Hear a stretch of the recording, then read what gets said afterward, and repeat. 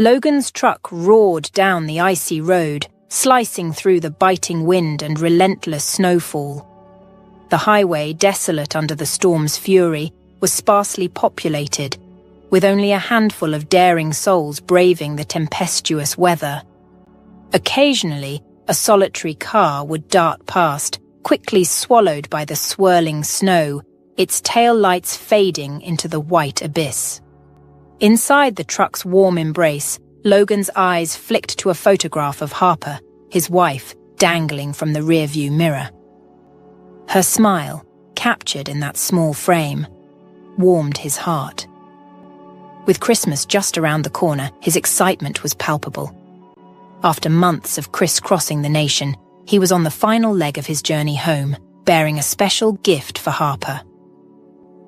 Logan's hand reached into the glove compartment, retrieving a small, elegantly wrapped box.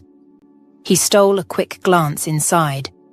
The gold necklace he had chosen for Harper lay nestled among festive decorations, its luster a promise of joy. Smiling, he carefully placed the box back, his heart swelling with anticipation. He pressed the accelerator, urging the truck onward through the thickening snow as it barreled towards the twinkling lights of the city. Upon reaching the truck stop, Logan parked and decided to walk the remaining distance. Strolling through the streets, a sense of nostalgia enveloped him. The town had transformed since his departure. Gone were the autumn days, shadowed by gloom. Now, even under a grey sky, there was a palpable warmth. People bustled about, faces bright with festive cheer, pausing to admire the mistletoe and holiday decorations adorning shop windows. Logan's steps quickened, eager to return to Harper and begin their Christmas celebrations together. He imagined the moment he would surprise her with the gift, the laughter and love that would fill their home. The thought spurred him on, each step a beat in the rhythm of his homecoming. As Logan strolled into the bustling apartment complex, the familiar chorus of neighborhood life enveloped him. He nodded with a warm smile at the neighbors who bustled by, their footsteps echoing against the concrete walls. "Evening, Mr. Thompson," he called out to the elderly man shuffling past. Mr. Thompson looked up, his wrinkled face breaking into a grin. "Evening, Logan. Lovely weather, isn't it?" "Not too bad at all," Logan agreed, his eyes following a young mother struggling with a baby carriage at the foot of the stairs. Without a second thought, he approached her. "Hey, let me help you with that." The mother, a hint of relief in her weary eyes, gave him a grateful nod. "Thank you so much. These stairs are a nightmare with this thing." Together, they carefully maneuvered the carriage up the narrow staircase, the baby gurgling happily, unaware of the effort. As they reached the third floor, she thanked him again. Logan paused outside his door, a mischievous glint in his eyes. Quietly, he pressed the doorbell and quickly sidestepped behind the wall, his heart beating with the thrill of the surprise he had planned for Harper. He imagined her opening the door, her eyes searching, then lighting up as she spotted him. But seconds turned to minutes, and the anticipated laughter and shouts of surprise never came. Instead, silence hung heavy. Confusion creased Logan's brow as he stepped back into view, pressing the bell again, a sense of unease creeping up his spine. "Harper," he called out, his voice echoing faintly in the empty hallway. "You there?" The unanswered echoes only deepened the knot of worry in his stomach. Logan's playful anticipation dissolved into a cold, gnawing concern. He reached for the doorknob, his mind racing with possibilities of why Harper hadn't answered. Perplexed, and with a growing frown etching his face, Logan fumbled through his pockets, his fingers finally closing around the cool metal of his keys. The lock clicked open with an eerie finality, amplifying his unease. "Hello, is anyone home?" he called out, stepping into the dark, unwelcoming hallway. His voice, tinged with a feigned cheerfulness, echoed back at him. "I'm home! Surprise, my love!" But the apartment answered with nothing but silence. The air was stale, heavy with the scent of disuse. Without bothering to remove his shoes, a habit he had picked up from Harper, Logan moved through the apartment with hesitant steps. The living room was as he remembered, yet unnervingly still. The cushions on the couch untouched, the television screen a blank, dark eye. "Harper?" he tried again, his voice now a whisper of hope fading into the shadows. The kitchen, usually the heart of their home, was cold and lifeless. No dirty dishes in the sink, no lingering aromas of their last cooked meal. Even the fridge hummed a lonely tune, its door plastered with grocery lists and reminders, now irrelevant. Finally, he pushed open the bedroom door, the last bastion of hope in his search. The bed was neatly made, the sheets smooth and untouched, as if waiting for an occupant that never came. His heart sank. It was the layer of dust, undisturbed and thick, that told the true story. It coated every surface, a silent testament to the days, maybe even weeks, of Harper's absence. Logan's mind raced with questions, each more unsettling than the last. Where could she have gone without a word? Why hadn't she contacted him? Logan's heart pounded with growing alarm. He hastily retrieved his phone, only to find its screen stubbornly dark, the battery life exhausted. A surge of frustration washed over him as he tossed the phone aside, its clatter a stark contrast to the suffocating silence of the apartment. His steps quickened to the landline on the table, desperation fueling his movements. But what awaited him, there was not a means to an answer, but the end of all his questions. His eyes fell upon a note, the letters unmistakably in Harper's familiar, flowing script. "I'm sorry, it didn't work out," he read aloud, each word a sharp jab to his heart. "I realized I deserve more. I met someone else and have found happiness. I wish you the same. Goodbye." The word goodbye echoed in his mind, a cruel, final whisper. His hands trembled as he crumpled the paper, the ink-smudged words contorting under the pressure of his grip. With a guttural cry of anguish, he hurled it against the wall, the paper's flight pathetically brief, yet its impact resonating through the empty rooms. "What does that even mean?" Logan's voice cracked as he sank onto the couch, the cushions absorbing his weight but not his despair. The room offered no reply, no comfort. Only Harper, now a ghost in his memories, held the keys to his swirling storm of questions. In the haunting stillness, he noticed how little of her remained. The apartment felt gutted, stripped of its warmth and life. Yet, amidst this void, a faint, almost ethereal scent lingered. Harper's perfume.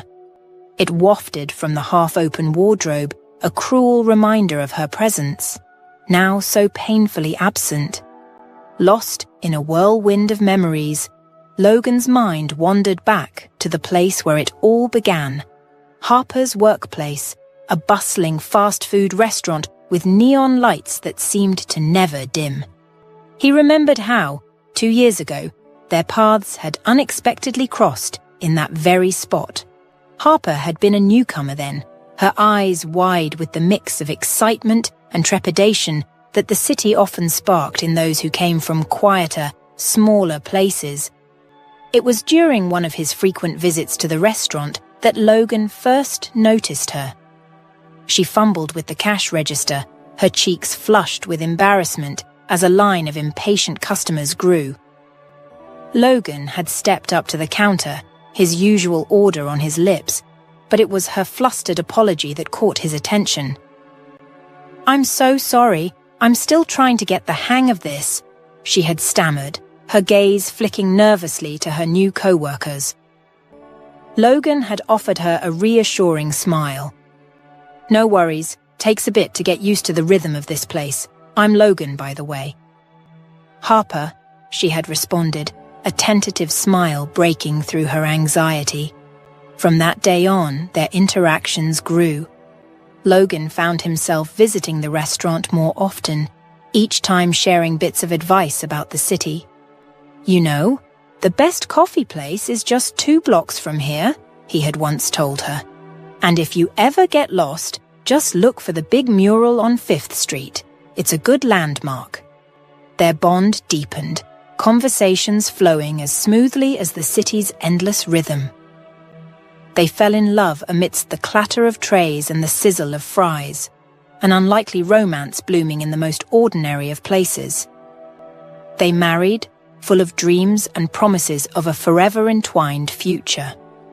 But now, as Logan stood outside the restaurant, its neon sign flickering like a beacon of lost dreams, all that remained of their life together was the echo of her laughter in his mind and the crumpled note lying forgotten under the sofa. He pushed open the door, the familiar jingle of the entrance bell sounding almost mocking in its cheerfulness. He stepped inside, his heart heavy, each step a journey back into a past that felt both so close and yet irretrievably lost. The moment Logan stepped into the restaurant, the cashier's usual cheerful demeanor vanished. Recognizing Logan, his smile faltered, replaced by a look of uneasy recognition. The staff at the restaurant had come to know Logan well as Harper's husband, their bond celebrated and witnessed by many of them at their wedding. Logan approached the counter, his voice steady despite the turmoil inside. "Hey, is Harper working today?" he asked, trying to sound casual. The cashier, a young guy named Joseph, whom Logan had always found friendly and talkative, now seemed lost for words. He hesitated, his eyes darting nervously before he mumbled something indistinct. "Sorry, what was that?" Logan leaned in, trying to catch his words. Joseph glanced over his shoulder, then hurriedly disappeared into the back. When he returned a minute later, his discomfort was palpable. "She, stepped out?"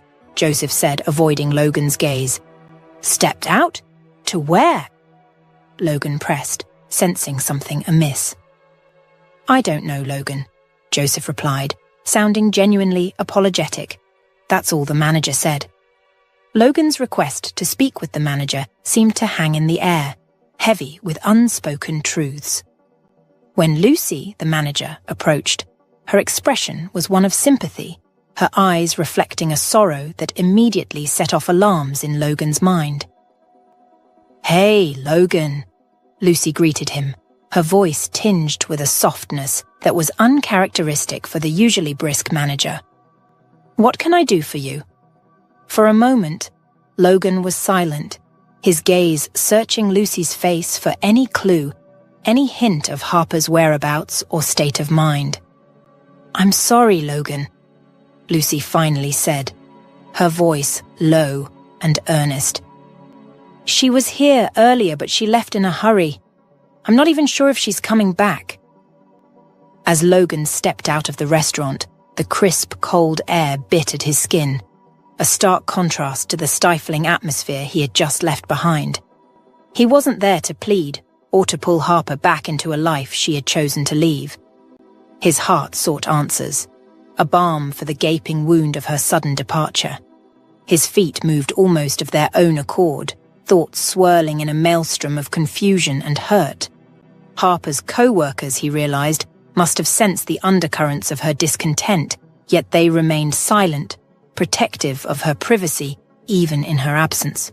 The city streets, once a canvas of their shared life, now felt alien and cold. He found himself, almost unconsciously, drawn towards a place etched with happier memories. It was there, amidst the grandeur of old architecture and the quaint charm of a cozy French restaurant, that they had once celebrated love, basking in the warmth of each other's company. Lost in a sea of reminiscence, Logan's heart jolted as a familiar figure emerged from the restaurant. It was Harper, her graceful movements unmistakable even from a distance.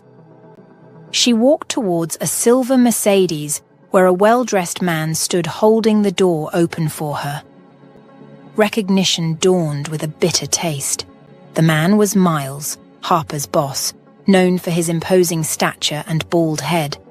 A flurry of emotions gripped Logan: shock, betrayal, a piercing sense of reality unraveling. Time seemed to slow as Harper slid into the car, the scene unfolding like a tableau of his deepest fears coming to life. Logan stood there, rooted to the spot, the chill of the air now inconsequential compared to the icy grip of realization in his heart. Miles, a figure shrouded in rumors and whispers. Logan had heard the stories, the dark murmurs of a past tainted with money laundering and possible ties to criminal organizations. It was said that Miles had used his dubious fortune to transition into a life of ostentatious legitimacy, opening several high-end restaurants, including the one Harper had just exited. In the city's collective consciousness, Miles occupied a space that was both feared and respected.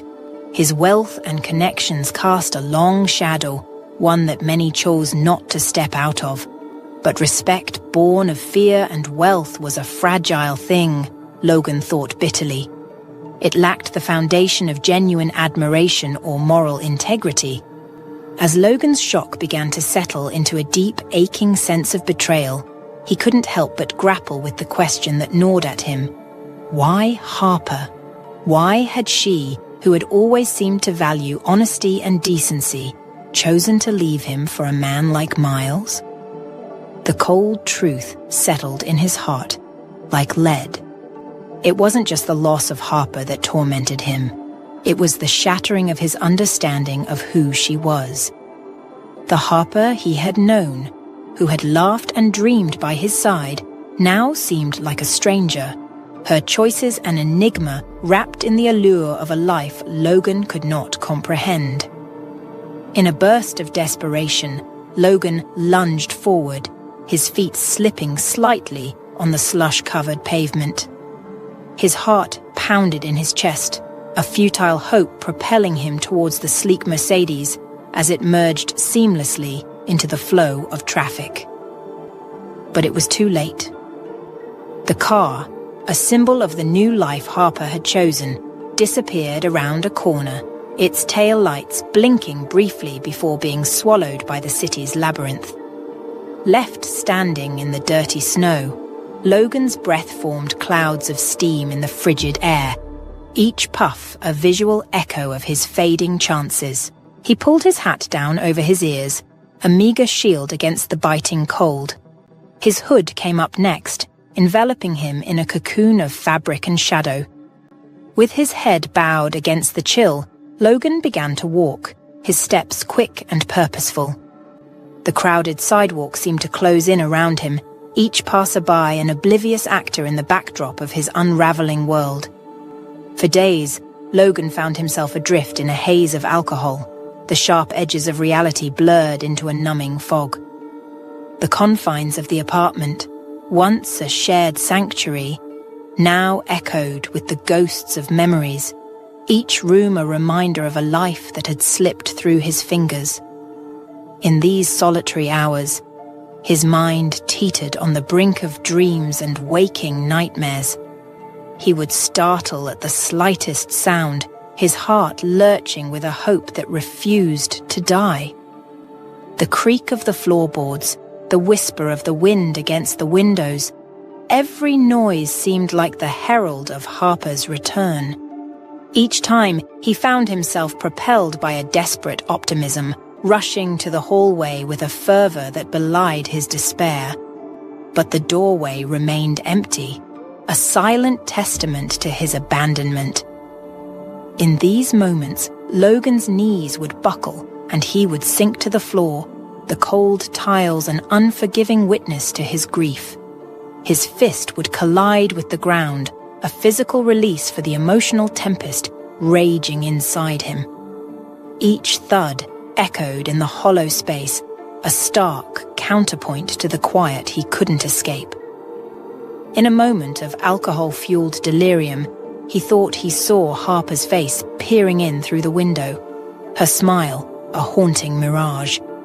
His heart lurched as he clambered onto the ledge, fingers fumbling with the latch, the perilous drop from the 4th floor a mere afterthought.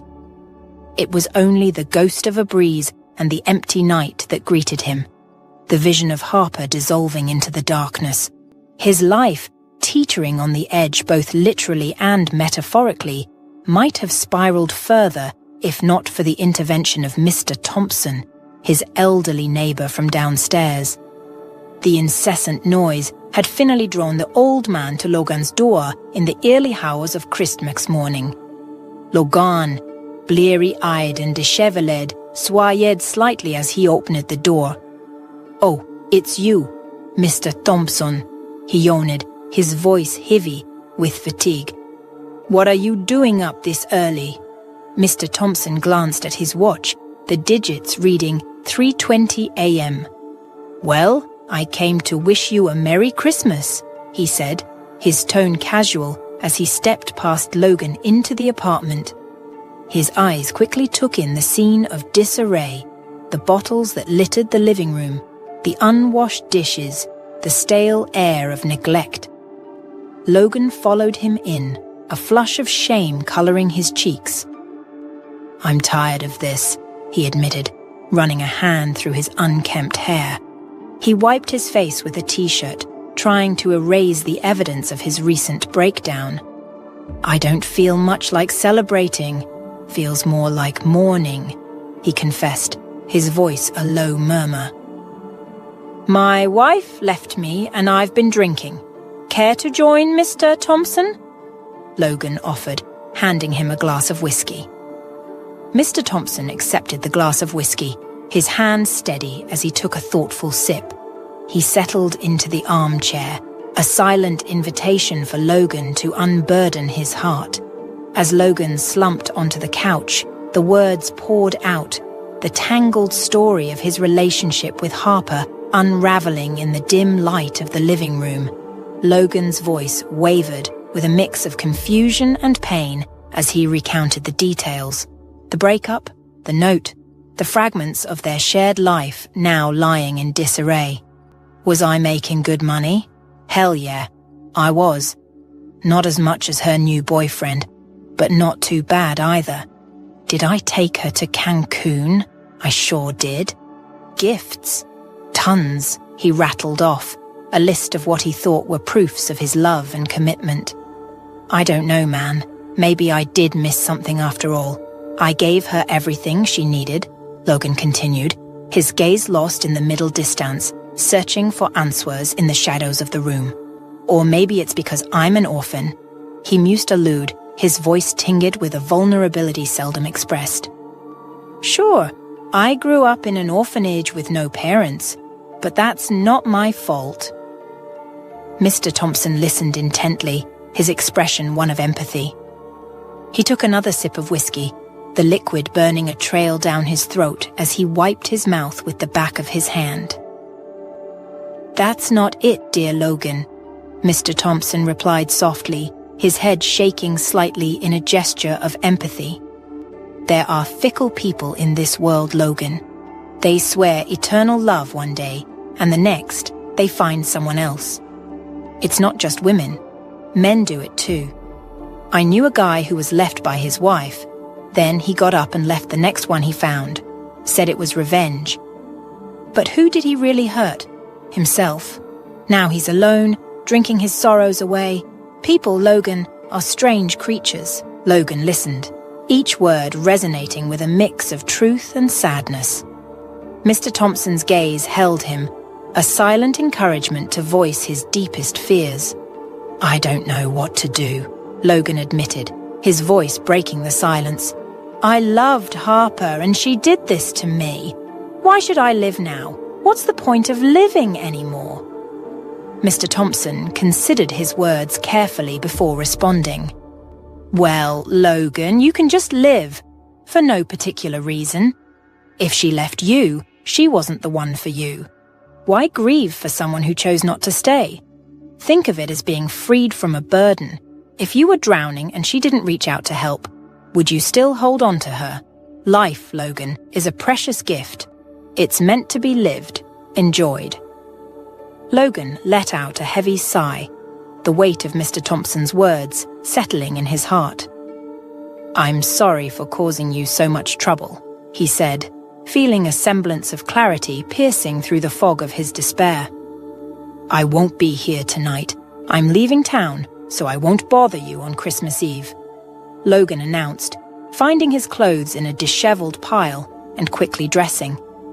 He made his way to the bathroom to freshen up, the conversation with Mr. Thompson having a more therapeutic effect than he could have imagined. After a while, Mr. Thompson stood, his old bones creaking softly as he moved towards the door. "Merry Christmas," he called out, his voice carrying a warmth that contrasted with the coldness of the apartment. "Merry Christmas," Logan's voice echoed from the bathroom, tinged with a note of bittersweet acknowledgement. As the door closed behind Mr. Thompson, Logan added softly, "I don't know how merry it will be, but we'll see."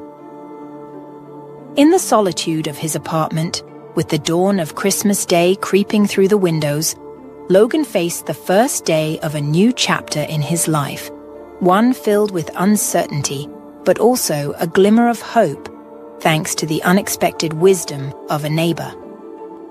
On Christmas Eve, while families huddled together in warmth and celebration, Logan found himself alone, driving his truck down a snow-covered highway. The world outside was a blur of white, the road ahead barely visible through the heavy snowfall. He drove with a kind of desperate urgency, eager to distance himself from the remnants of a life that had unraveled so unexpectedly. The icy road demanded caution, but Logan's mind was elsewhere, lost in a whirlwind of memories and regrets. The empty highway mirrored his own sense of isolation, the stillness of the night, broken only by the occasional burst of fireworks reflecting in his rearview mirror. Seeking some semblance of cheer, Logan turned on the music, the car speakers filling with the sound of festive songs. They were a bittersweet reminder of a time when Christmas brought joy and anticipation. He raised a box of grape juice to his lips, a solitary toast to himself. "Merry Christmas," he murmured, his voice barely audible above the music. As a firework shot up to the left, piercing the darkness with a burst of color, Logan allowed himself a small smile. It was a stark contrast to the joyless Christmases of his difficult childhood, yet those days held a certain nostalgia, a reminder of simpler times when hope seemed more tangible.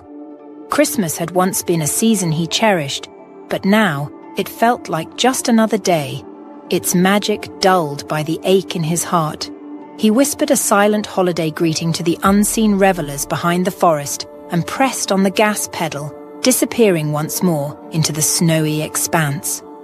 2 weeks later, as Logan returned to the city, the holiday season had faded into memory. The early January morning was crisp, and his truck joined the flow of cars, signaling a return to routine life. Glancing at the dashboard, he noticed the fuel gauge ominously low. A sign for a nearby gas station appeared just in time, and he turned off the highway, relief washing over him. Pulling up to the gas station, Logan stepped out into the cold, brisk air. He unscrewed the gas cap and then headed towards the building, hoping for a moment of warmth. As he reached for the door, it swung open abruptly, and a man in just a shirt burst out. The man was clearly the cashier, his expression one of alarm and haste. Logan paused, taken aback by the sudden appearance of the man. The scene was oddly jarring, a stark contrast to the quietude of his journey. His eyes followed the cashier, curiosity mingling with concern. The cashier's urgent plea jolted Logan from his initial annoyance, his sarcasm fading as he followed the man inside. The sight that greeted him was startling. A young woman lay on the floor, her face contorted in pain as she clutched her stomach. Logan's eyes widened in alarm. "What the heck? Is she having a baby?" he blurted out, instinctively taking a step back. "Why haven't you called an ambulance?" he demanded, his voice tinged with concern and confusion. "I did. They're on their way. But there's been an accident on the highway. They could be delayed," the cashier explained, his voice laced with panic. Can you take her to the hospital? Your truck might make it through." Without hesitation, Logan nodded, his own troubles momentarily forgotten in the face of this urgent crisis. "I'll take her, but I need at least 30 gallons of diesel," he said, the urgency clear in his tone. "Hurry up!" As the cashier rushed to refuel the truck, Logan gently lifted the woman, his arms steady despite the chaos of the moment. He carefully placed her in the passenger seat of his truck, ensuring she was as comfortable as possible given the circumstances. Once the truck was ready, Logan quickly climbed into the driver's seat, his mind focused on the task at hand. To his surprise, the woman, amidst her pain, turned to him and exclaimed, "Everett, you're alive!" Logan's brow furrowed in confusion, realizing she was likely delirious from the pain. "No, Mom, I'm not Everett. Just hang on, we're going to the hospital," he reassured her, trying to sound calm despite the adrenaline surging through him. He started the truck, the engine roaring to life as he navigated onto the road. His hands gripped the steering wheel tightly, his gaze fixed on the snow-covered path ahead. Each second felt critical, the urgency of the situation lending him a clarity and purpose he hadn't felt in weeks. Logan's truck cut through the city streets, its journey ending at the hospital's emergency entrance. Despite the urgency, he ensured the woman was safely in the hands of the medical staff before leaving, her pained expression and mistaken recognition of him etching in his mind. As he drove back through the quiet city streets, Logan found himself haunted by the woman's gaze, that unshakable conviction she had that he was someone she knew. The intensity of her recognition, even amidst her agony, was unsettling. It made him question the vast, unknown connections between people, the myriad of lives intersecting in ways beyond comprehension. Restless and unable to find solace in sleep, Logan rose at midnight and sought the company of Mr. Thompson. The old man, often awake at late hours since his wife's passing, welcomed Logan with a warm cup of coffee. The dimly lit room, filled with memories and the gentle ticking of an old clock, provided a comforting backdrop as Logan recounted his unexpected role in helping the pregnant stranger. "You should definitely go see her," Mr. Thompson advised, his aged eyes reflecting a lifetime of wisdom. "You never know, it might be important." The suggestion lingered in Logan's mind as they played a quiet game of chess, the pieces moving across the board in thoughtful silence. Later, as Logan lay in bed, the day's events replayed in his mind, a puzzle with missing pieces. The next morning, drawn by a mixture of curiosity and a sense of unfinished business, Logan found himself back at the hospital. As he entered, a nurse spotted him. Her face broke into a wide smile, and she gestured towards him with evident excitement. "Why didn't you tell us you were the father?" she asked, her tone a mix of confusion and mild reproof. Logan's own confusion mirrored hers, but for entirely different reasons. He tried to clarify, his voice a mix of weariness and bewilderment. "I think there's been a mistake," he began, but the nurse, still chuckling, interrupted him. "Your wife said her husband brought her here," she said, flipping through some papers. "You're her husband, aren't you?" Her playful gaze was met with Logan's exhausted shrug. He was too drained to correct her misconception. "Can I see her? I just need to ask her something," Logan requested, his voice heavy with fatigue and frustration. "Not right now. Samantha is resting," the nurse replied, her smile fading into a more professional demeanor. "She lost a lot of blood during childbirth and is in intensive care. You can visit in 3 days."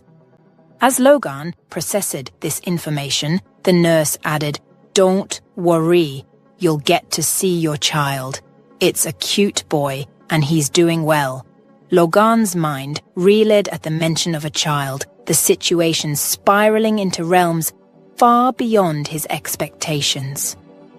"So, her name is Samantha," he muttered to himself, a piece of the puzzle falling into place, yet the overall picture remained blurred and confusing. As he left, the nurse's laughter and casual remark about him being strange echoed in his ears. Logan's world, already upended by recent events, seemed to be tilting further off its axis. 3 days later, Logan returned to the hospital, his heart pounding with a mix of curiosity, anxiety, and a strange sense of responsibility. When he met her, he didn't know how to start the conversation for a while, and Samantha just sat there with her eyes wide open in surprise and couldn't say anything. After a moment of silence, Samantha suddenly exclaimed, "Oh, Everett," and hugged him tightly. Logan gently patted her on the back and helped her sit down in a chair, then sat down beside her. As Samantha's sobs subsided into quiet sniffles, Logan listened intently, his own troubles momentarily forgotten. He handed her a glass of water, his movements deliberate and kind. Logan gently sat on the edge of the bed, his voice soft but firm. "I'm sorry, but I don't know who Everett is. My name is Logan," he said, hoping to gently break her illusion. He reached into his pocket, pulling out his driver's license to offer tangible proof. "We met 4 days ago. I was the one who brought you here." He extended the license toward Samantha. Upon seeing it, Samantha's face crumbled, tears welling up and spilling over. She trembled, the reality crashing down on her. "But I had so hoped Everett was still alive," she sobbed, her voice cracking with each word. She leaned into Logan, seeking comfort in a stranger's kindness. "You look so much like him. I thought maybe it was a Christmas miracle," she whispered, her voice trailing off into despair. Once Samantha's tears had subsided into quiet sniffles, Logan handed her a glass of water, his movements slow and considerate. "If you feel up to it, would you tell me what happened to Everett?" he asked gently, his curiosity tinged with empathy.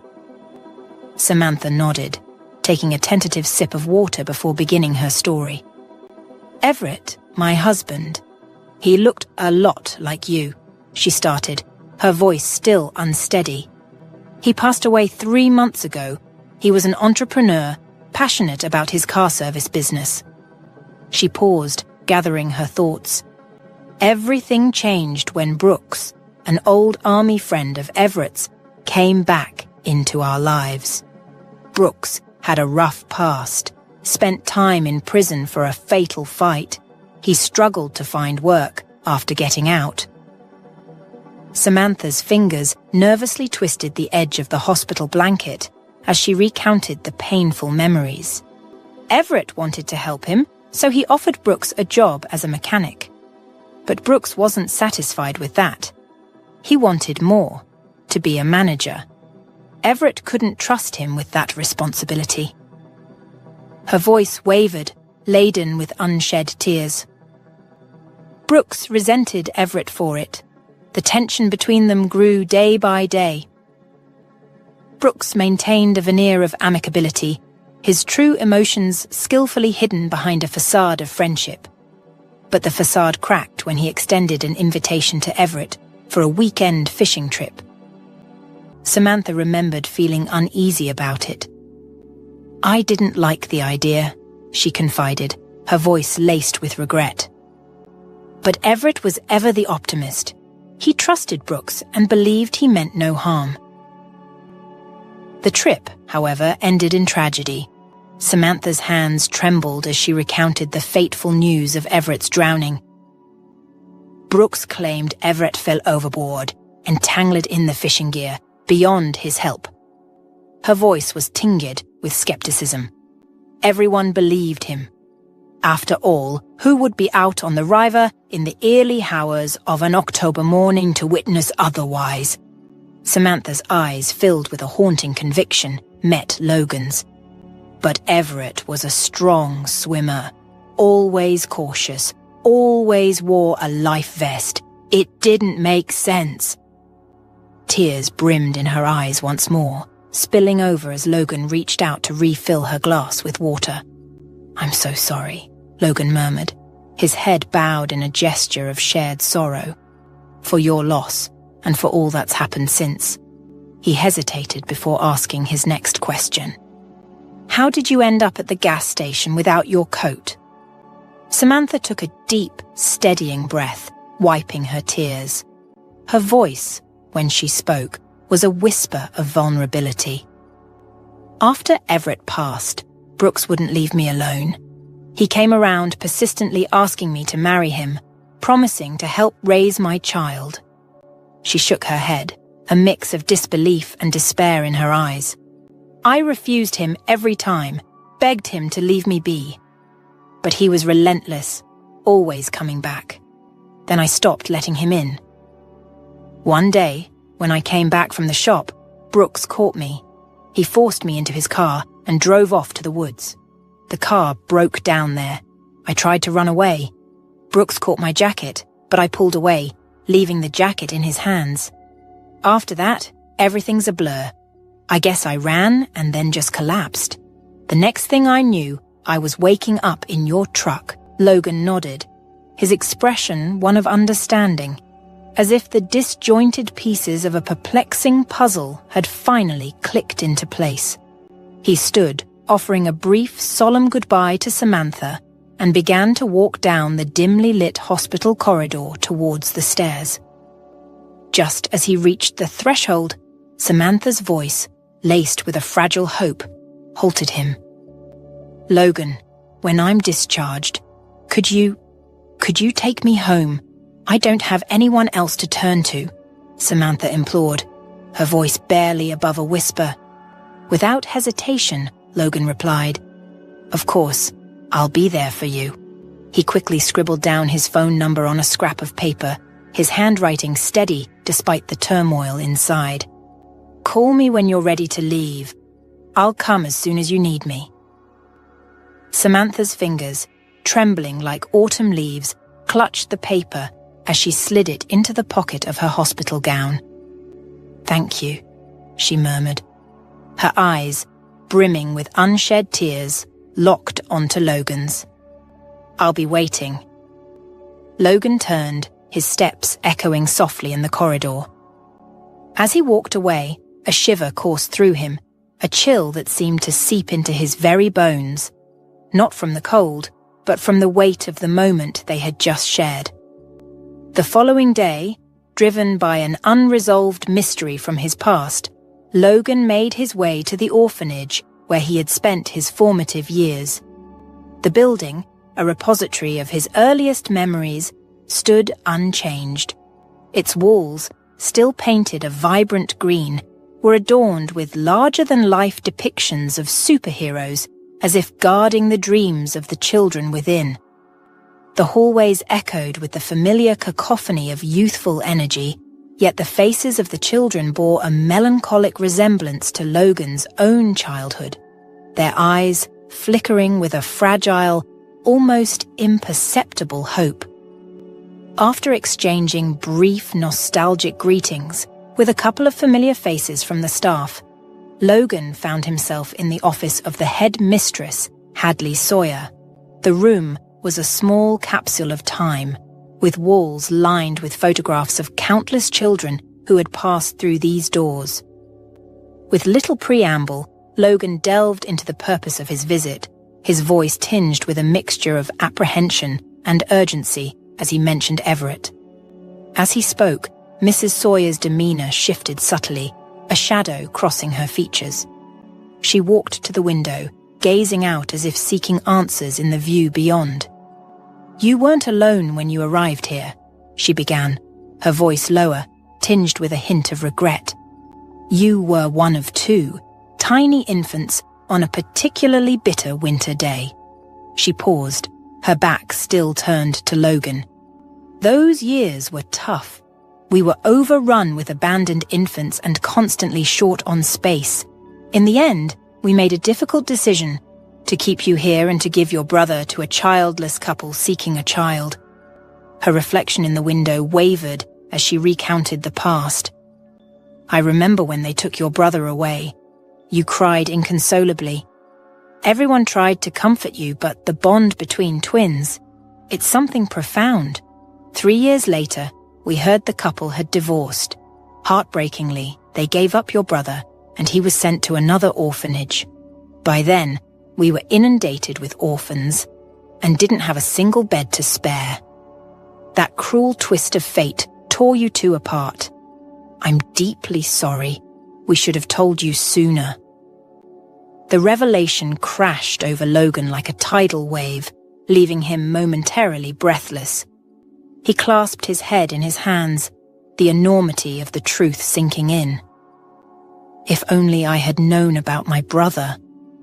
Everett might still be alive. His wife wouldn't be engulfed in this sorrow. How did everything become so twisted?" His voice was thick with a maelstrom of emotions. Mrs. Sawyer, her silhouette etched against the window light, could only offer a helpless shrug, the weight of decades of decisions and their unintended consequences bearing down on her. "I'm truly sorry, Logan. Some things in life, they're beyond our grasp, beyond our control," she whispered, her voice a mirror echo of regret. Unable to bear the stifling air of revelations and remorse any longer, Logan rose abruptly, his chair scraping against the floor. He left the office swiftly, each step away feeling like an escape from an invisible burden. The orphanage, once a refuge, now felt like a chamber of lost possibilities. Stepping outside, he drew a deep breath, as if surfacing from the depths of a murky past. The walk home was a blur, his thoughts a jumbled maze, only intermittently interrupted by the habitual glance at his phone. The anticipated call from Samantha, however, remained elusive, adding a layer of anxious anticipation to his already turbulent emotions. The call he had been yearning for arrived with the dawn of the next day. Samantha's voice, a blend of relief and apprehension, broke through the morning stillness, informing Logan of her discharge. With a sense of urgency, Logan hailed a taxi and headed straight to the hospital. Arriving, he found Samantha outside, cradling her son, an image of maternal tenderness against the stark backdrop of the hospital building. As Logan approached, he couldn't help but smile at the sight of the baby's round, innocent face nestled in the crook of Samantha's arm. He reached out, gently tickling the baby's nose with his finger, eliciting a soft, gurgling laugh. "Let's get you home," he said softly, his voice a steady anchor in the midst of their tumultuous lives. He held the car door open for Samantha, a silent vow in his gesture to protect and support them on the uncertain road ahead. Samantha's apartment was nestled in the bustling heart of the city, shadowed by the car service business that her husband Everett had painstakingly built over the years. Now, it stood as a symbol of betrayal, usurped by Brooks through deceit and forgery. As they drove past, Samantha's gaze lingered sorrowfully on the familiar building before she shut her eyes in silent despair. Noticing her distress, Logan offered a comforting touch, his hand lightly resting on hers. Upon reaching the apartment complex, Logan paid the taxi fare, and they made their way inside. As they approached, Samantha's grip tightened on her son, her whisper barely audible. "It's him," she said, nodding towards a figure in the distance. Logan shielded his eyes from the glaring sun, discerning Brooks' tall, gaunt silhouette. He exuded an ominous presence, his long black cloak and dark glasses rendering him almost spectral. Brooks caught sight of Samantha and waved, a chilling casualness in his gesture. Logan swiftly turned away, concealing his face to avoid recognition. Sensing the urgency, Samantha, with her son clutched close, seized Logan's hand and hastened them towards the building, their steps quickening into a near run. Once inside her apartment, she locked the door with a trembling hand, and Logan found himself in a hallway eerily reminiscent of his own. He sank into the sofa in the living room, his eyes wandering across the modest space until they landed on a photograph on the chest of drawers, marked with a black ribbon. A sharp intake of breath escaped him as he saw the face in the picture. It was his twin brother, Everett. The resemblance was uncanny. The same styled black hair, the same deep brown eyes, the same slight curve of the lips. For a fleeting moment, Logan felt as if he was staring into a mirror, seeing his own reflection. The reality of the situation struck him with overwhelming force. It was no wonder Samantha had mistaken him for Everett.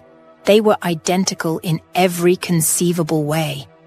If Logan hadn't been privy to the truth beforehand, he might have doubted his own sanity at the sight of this mirror image of himself. The sudden knock at the door sliced through the tense silence of the apartment. Samantha, her movements cautious, peered through the peephole. Her body recoiled instinctively, a silent gasp escaping her lips. Logan, sensing the urgency, approached her. "It's Brooks," she whispered, her voice tinged with fear. "He's relentless. What do we do now?" Logan instructed her to take her son to his room for safety. Meanwhile, he discreetly retrieved his phone, activating the voice recorder with a deft touch.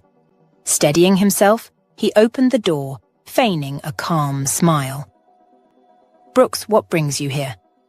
Brooks's face drained of color, his body recoiling as if struck. Staggering backward, he nearly lost his balance over the railing. You're supposed to be dead," he stammered, his eyes darting wildly, refusing to settle on Logan. "How did you mean, how did I survive being drowned?" Logan interjected, with deliberate calmness. I threw you off the boat," Brooks confessed, his voice breaking, his posture deflating like a punctured balloon. "You were supposed to be dead," he choked out, his words laced with disbelief and panic. In a swift motion, fueled by a surge of righteous anger, Logan grabbed Brooks by the collar, pulling him close. His other hand delivered a powerful hook across Brooks's face. "I came back for you," Logan hissed into his ear, his voice a menacing whisper. "Did you really think I wouldn't find out about your schemes?" Pushing Brooks against the railing, Logan watched as fear and realization dawned in Brooks's eyes, his body trembling uncontrollably. Brooks crumpled to the floor, a pitiable figure, weeping and broken. "There, you've confessed everything," Logan stated coldly, his gaze unwavering. "Wouldn't it have been easier to come clean from the start? Feel any relief now? Your life's about to change, Brooks, and not for the better. You're already acquainted with prison, aren't you?" After leaving Brooks crumpled on the ground, Logan stepped outside to call the police. Upon their arrival, he presented them with the incriminating evidence, his phone, containing Brooks's unwitting confession. As Brooks slowly collected himself, he unfolded his tale to the officers, detailing his belief that he had successfully murdered Everett. "But I think it's time you knew the truth," Logan interjected with a wry smile, watching as the police escorted Brooks from the building. "I'm not Everett. I'm his twin brother." The revelation struck Brooks like a physical blow. His face contorted with rage, and he snapped, his voice laced with desperation. "I didn't kill anyone!" he shouted, lunging forward in a futile attempt to reclaim control of the narrative. I was joking. I'm insane, just spewing nonsense." One of the officers firmly restrained Brooks, his voice steady and authoritative. "You'll have a chance to explain everything at the station, sir. Let's proceed." As the door shut behind the police and Brooks, Samantha emerged from the apartment, her expression a mix of concern and curiosity. Logan recounted the entire ordeal to her, each word lifting a weight off his shoulders. Overwhelmed by the unfolding events, Samantha was unable to hold back her tears. The subsequent investigation into Brooks's actions was a lengthy and complicated affair. The main hurdle for the prosecution was the absence of eyewitnesses to corroborate the account of Everett being pushed overboard. This lack of direct evidence led to delays and cast doubts on the fairness of the trial. Brooks was on the verge of being released due to insufficient evidence when a crucial breakthrough occurred. Logan, driven by a personal quest for justice, managed to unearth two key witnesses, elderly fishermen who had been on the river that fateful morning. They vividly recalled seeing Brooks dispose of the body. Bolstered by their testimony, the court was finally able to pass a severe judgment: 25 years in federal prison for Brooks. As the judge delivered the verdict, Samantha's grip on Logan's hand tightened, a tangible manifestation of her anxiety and hope. Relief washed over her as she heard the decisive words. Brooks would be incarcerated for a substantial period. The long shadow he had cast over her life was finally receding. After the courtroom had emptied, Samantha turned to Logan, her eyes reflecting a mix of gratitude and newfound determination. "Brooks will be behind bars. I can hardly believe it's finally over," she murmured. "But now there's the matter of the car service. I can't bear the thought of it collapsing, yet I'm at a loss on how to manage it. Would you help me with it?" Logan's response came with an assuring smile, a silent promise of support. "Of course I'll handle it," he said, his voice laced with a newfound purpose. "I've been considering a career change anyway. This feels like the right moment, the right opportunity." In a spontaneous surge of emotion, Samantha leaned forward, closing the gap between them with a heartfelt kiss. Logan reciprocated with equal passion, their shared kiss a seal on their unspoken commitment to face the future together. Enveloped in each other's embrace, they became oblivious to the world around them. The cold rain, the blustering wind, all faded into insignificance. For those 10 minutes, amidst the tempest, they found a haven in each other, their kisses a language of shared trials, resilience, and hope. Half a year swiftly passed, and the festive season was upon them once more.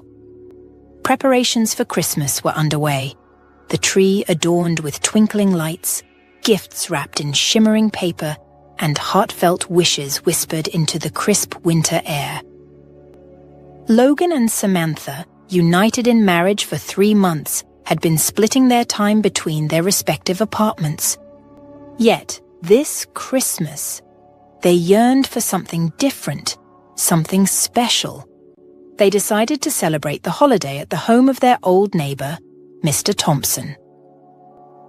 Arriving on Christmas evening, they were greeted by the unmistakable warmth of a home steeped in festive cheer. Mr. Thompson's eyes sparkled with a childlike delight as he watched Samantha's young son, Charlie, playfully entangling himself in strands of tinsel. Overcome with emotion, the old man was visibly moved by the scene. Noticing this, Logan tactfully engaged him in opening a bottle of wine, offering a gentle distraction.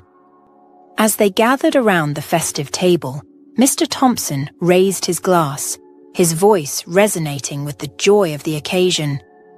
"Let's toast to all the good fortunes we've experienced and those yet to come," he declared heartily. In that moment, as the preparations for the feast continued, Logan found himself reflecting on the tumultuous events of the past year. Standing up, his smile broad and sincere, he turned to Mr. Thompson. "Without your intervention a year ago, none of this would have been possible," Logan acknowledged, his gaze settling on his glass of champagne. "I might have spiraled into despair, losing myself and missing the chance to meet Samantha and offer her my help. For your wisdom and guidance, I am eternally grateful." "This toast is for you, Mr. Thompson," he said, his voice imbued with deep gratitude. "To happiness," Mr. Thompson whispered, lifting his glass higher. "To our happiness," echoed Samantha, their glasses raised in a harmonious chorus. Mr. Thompson had become more than just a neighbor to Logan and Samantha. He was an integral part of their family tapestry. His visits to the young couple's home were frequent and filled with a warmth that only someone with a generous heart could bring. Often, he would arrive with a twinkle in his eye, eager to spend time with little Charlie, who had grown particularly fond of the kindly old man. For Logan and Samantha, Mr. Thompson's presence was a blessing. His advice, often dispensed over cups of tea or during leisurely strolls in the park, was invaluable. The couple also noticed how Mr. Thompson's eyes lit up when he was with Charlie. It was as if the child brought a renewed sense of purpose and joy into his life. In turn, Charlie's laughter and energy seemed to rejuvenate the elderly man, infusing him with a youthful spirit. As time passed, Mr. Thompson became like a grandfather to them, a role he embraced with all the love and enthusiasm in his heart. His relationship with Logan, Samantha, and little Charlie deepened, marked by a series of small but significant moments that wove him seamlessly into the fabric of their family life. Mr. Thompson was there for Charlie's milestones, his first words, his first steps, each celebrated with joy and pride, as if he were his own flesh and blood. He would often bring small gifts for Charlie, nothing extravagant, but each one chosen with thought and care. A hand-carved wooden toy, a book full of colourful pictures. Each gift was a token of his deep affection. Perhaps most touching was the way he spoke of them to others. To his friends and acquaintances, he referred to Logan, Samantha, and Charlie as my family. There was no blood relation, but the bonds of affection and respect they shared were as strong as any kinship. In return, Logan, Samantha, and Charlie filled a void in Mr. Thompson's life. They gave him a sense of belonging and purpose in his later years, a family to care for and love. His days were brighter and more meaningful because of their presence in his life. One day, Logan whisked his family away for a joyful evening at their favorite local family restaurant. The bell above the restaurant door tinkled merrily as Logan, accompanied by Samantha, Charlie, and Mr. Thompson, stepped inside. The warmth of the eatery, with its inviting aroma of home-cooked meals and the soft hum of conversation, enveloped them. As they looked around for a suitable table, Logan's eyes unexpectedly met those of Harper, his ex-wife, now working there as a waitress. The recognition was instant, and a flicker of surprise crossed Harper's face before she quickly busied herself with her duties. Mr. Thompson, ever observant, leaned closer to Logan. "Someone you know?" he inquired softly, his voice tinged with curiosity. "Yes, that's Harper, my ex-wife," Logan replied quietly, his voice neutral, devoid of any bitterness. Before they could settle into their seats, Harper approached, her demeanor a blend of professional courtesy and personal awkwardness. "Logan, She started, her voice wavering slightly. She glanced briefly at Samantha, and then at Charlie, who was busily chattering with Mr. Thompson about the festive decorations. "There's no need to explain, Harper," Logan interrupted gently, his eyes kind yet resolute. "That's in the past. We've both moved on." Harper nodded, her eyes briefly moist. "I'm glad you found happiness," she said, her gaze lingering on the family group. Mr. Thompson, sensing the emotional undercurrents of the exchange, chimed in with his characteristic warmth. "Life has a way of teaching us valuable lessons, often through unexpected paths," he said, offering Harper a reassuring smile. "Yes, it does," Harper agreed, returning his smile with a semblance of her former self. She quickly took their orders, her composure regained, and retreated to the kitchen. As Harper walked away, Mr. Thompson placed a comforting hand on Logan's shoulder. "You've handled that with great dignity, Logan. The past may shape us, but it's the present that truly matters," he remarked sagely. Logan nodded in agreement, his heart full of gratitude for the life he had now, with Samantha, Charlie, and the invaluable presence of Mr. Thompson. The encounter with Harper was a poignant reminder of his journey, but the joy and love at his table were a testament to the beautiful present he had embraced.